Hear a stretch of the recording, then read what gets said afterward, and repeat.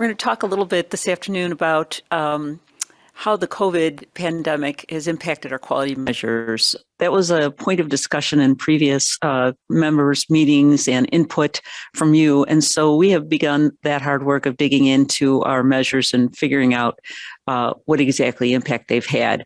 I just want to set the stage here a little bit. I'm going to show you this slide, which is going to take a little bit of unpacking here. Basically, this is an SPC chart, remember, statistical process control chart, and we look at our overall improvements typically in this fashion. The y-axis is the chest x-ray rate, and on the lower x-axis, you can see numbers that represent months. And basically, this is cohort 1 over time throughout the pandemic and beyond. Starting at, if you look at the y-axis where the percentages are, that's at time 0, which represents that cohort 1 start date of January 2018.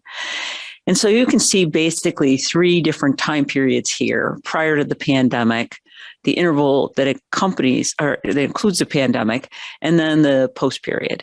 And so basically the inflection point here is in month, for the cohort 1, approximately month 22 to 28, where you see that sudden jump in the chest x-ray utilization that was associated with some of the pandemic time, but not all.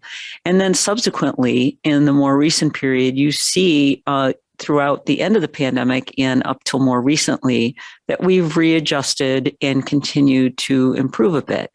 So the take-home points from this slide are that what we wanted to learn was, several of our quality measures may have been impacted by the pandemic, and we didn't know how to interpret that, which is kind of why we set ourselves up for the all-in for head injury and CT rather than these measures. And we're only getting now a little chance to unpack this. So we see that spike, but we also see a quick adjustment period. And we recognize the pediatric population in your sites was very different during the pandemic than during other periods. So there's a lot of other factors that happened here. But the good news is that we're back to our improvement period even throughout the end of the pandemic. So all good news. Remember, what are we worried about? We're often worried about pneumonia. We've created toolkits to create a system for highlighting those cases where we are worried about some heightened concern potentially that might lead to that or other things, for instance, suspected foreign body, or if the child looks particularly ill, if there's some focality to lung findings or a worsening clinical status perchance. So our ideas for moving forward could be that now we focus on a particular population. For instance, my site, Michigan Medicine, might say, we're going to focus on the asthmatics, or we're going to focus on the broncholytics. Whatever seems to make sense for your site might be a way to move forward with continuing improvement on chest x-ray utilization, or to actually look at the toolkit and say, where's the sweet spot? If they have none of these particular factors, really where a chest x-ray, you'd have to come up with a pretty good reason for doing one. Maybe we want to focus on that population in your site. So the Medic Data Registry that you now have this really heightened Tableau dashboard for which you can really hone down on some of these aspects, as well as the tools that we created. I remember sitting in my own emergency department and, having those tools and guides sitting right next to me as people would come to me and talk about these particular cases and say, what's driving our decision here to want, or maybe we don't need to do a chest x-ray. So again, we want to focus on the presenting signs and symptoms with known histories of these diseases. So this isn't like, somebody who comes with, that it's really not a pretty good suspicion that they're going to have asthma or bronchiolitis or croup.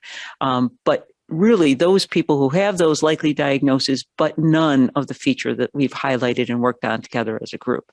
So I think when we're thinking about moving forward with chest x-ray utilization, potentially in the future, these are the places that we can start doubling down because they seem to work and we can see that they're having an effect on those sites within our Medic membership that are actually improving and being measured on it. So when we dug a little bit deeper, and I want to thank my coordinating center for doing this, particularly Katie, we wanted to look for that low-hanging fruit. And we wanted to see, geez, in the kids with asthma, what's the percent of chest x-rays performed at mixed sites that have absolutely none of the high-risk findings?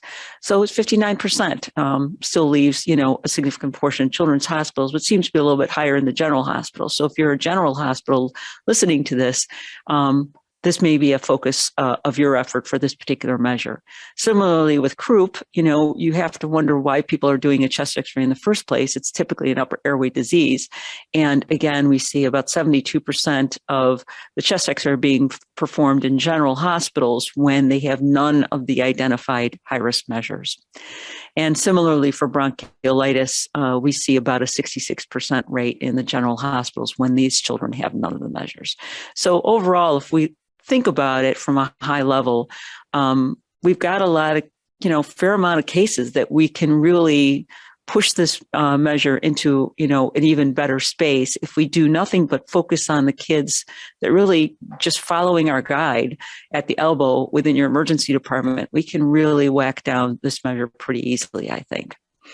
So if we optimally thought about this and took away all of those x-rays potentially from children who had none of the high-risk features, what would that, look like in terms of chest x-ray utilization? It would really drive it down from 27% all the way to 19.98%. Now, that's a dramatic, decrease. And I'm not suggesting that we're going to get there, but it's pretty, interesting that we could get it down just by focusing on the children who had no risk features. So that typically, in terms of our data, is very revealing. And I just want to remind everybody, when we started on this journey, remember that the benchmark in children's hospitals that have been published, it's a little bit separate for each of these diseases, is somewhere around 17%.